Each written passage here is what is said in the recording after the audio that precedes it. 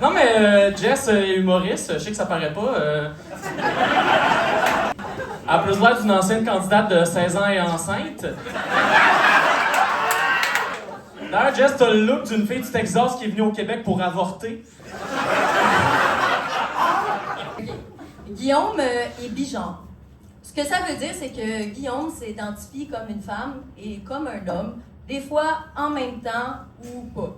Ce qui me fascine, moi, c'est que même avec deux identités de genre, tu trouves quand même le moyen d'avoir aucune personnalité.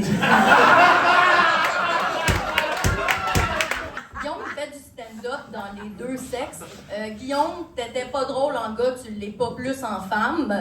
Justement, si c'est pour être toi, je pense qu'on n'a pas besoin sur un show d'avoir plus de filles sur le pacing.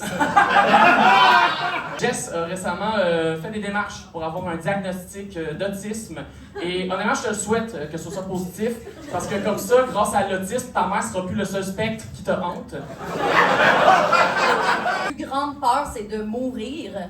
Guillaume me dit qu'il n'est pas vraiment down avec le concept du paradis, l'éternité, de la réincarnation.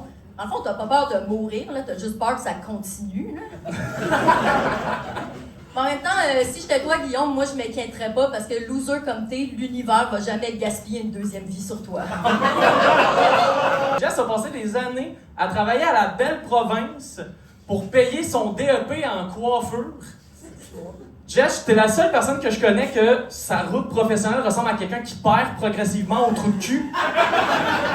Guillaume, je sais pas si tu le sais, mais t'as quand même un look inquiétant. Puis je pense que je suis pas la seule qui pense ça, là, parce que Guillaume, pendant son stage en technique de loisir, il fallait qu'il accompagne un moniteur de camp de jour.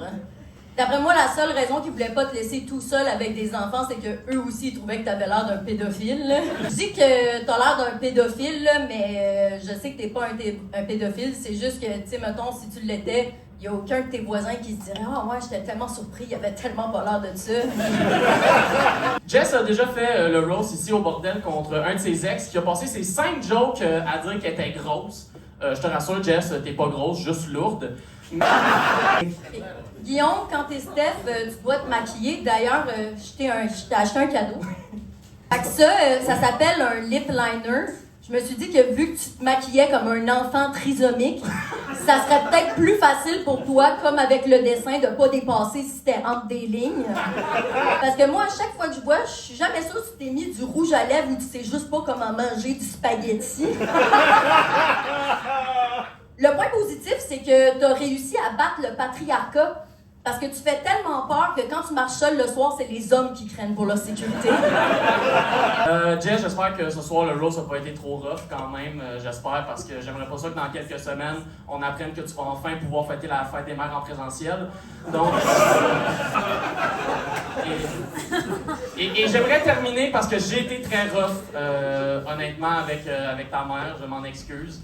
Et si je pouvais, pour un peu me faire pardonner, je coucherais avec ta mère morte, juste pour qu'il y ait au moins une fois dans sa vie quelque chose de drôle qui soit sorti d'elle.